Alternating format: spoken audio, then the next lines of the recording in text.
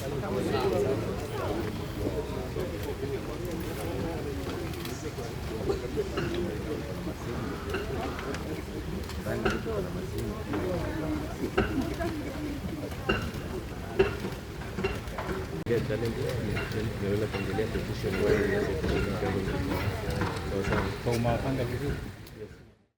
have a challenge in the ministry because one, there was a policy shift which was not right. How do you remove duty on wheat from outside and you don't protect the local farmer? Because as it is, as you have heard, it's only 10% which is produced locally. And millers are supposed to map up everything before they import the wheat, because they should only import to the extent of the deficit. But that is after mopping up all the local wheat. But what they have done in this case is upside down. They bring more from outside, then they just require a few bags to top up from the farmers, which is very wrong. The farmer should be given the priority. Si ya nje ijae kwa store, alafu sasa ya nyumbani inaonekana ni option B, yani AOP kama inawezekana kununuliwa. That is very wrong, and they are always telling us that the local, agriculture is the backbone of our economy. How can it be the backbone and you have destroyed the same backbone by importing a lot of wheat from outside? Whom are you enriching? It's the outside farmer who is benefiting rather than the local farmer. How do you expect them to go back to the fields the way things are now? Wheat is in the stores. Schools are supposed to go, children are supposed to be paid their fees. They are supposed to go back to the fields again to plant more. How will you expect all this to be done when the produce of last year is still in the store? Let's be honest with ourselves. The other day we were with the PS, the PS agriculture at the showground, and he promised that he was going to mop up all the wheat. It's still available to the local farmers. I am surprised to hear up to now they have not done that, and he promised us. He had promised us, because I remember I raised the same issue. Why are they doing this? If they are keen to have the produce from outside and forget about the local farmers, let them say so that people can organize themselves and do other things, rather than just giving promises which are empty. And they know this is serious business. It's about livelihood. It's not about just rhetoric where you please people just for the sake of pleasing.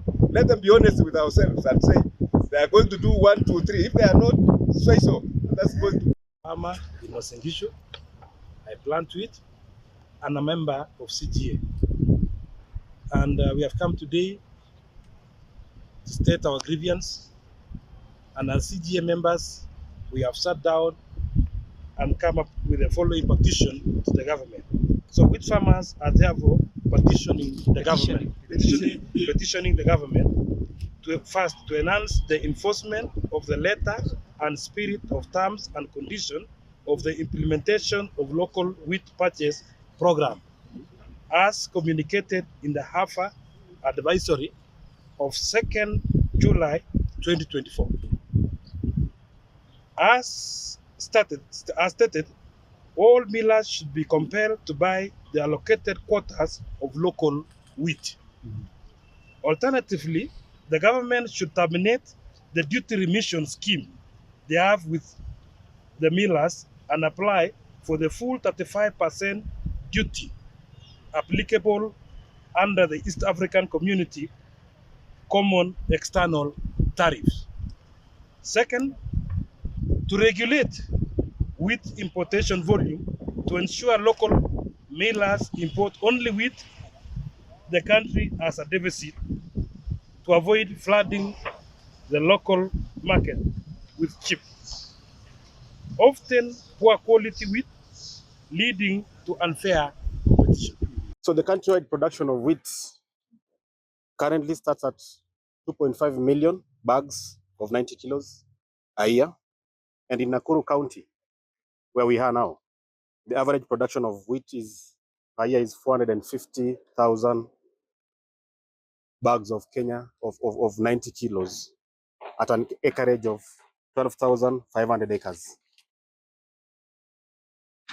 So under the wheat purchase program, Kenyan millers are allowed to import wheat at a lower import duty of 10% instead of the full duty of 35%, as per the common external tariff of the East African Community. This is saving the millers a total of 20 billion per year in taxes. So in turn, millers are required to buy locally produced wheat at an agreed minimum price based on the seasonal cost of production. This cost is jointly determined in a survey where the Cereal Millers Association, the government, and the Cereal Growers Association all participate.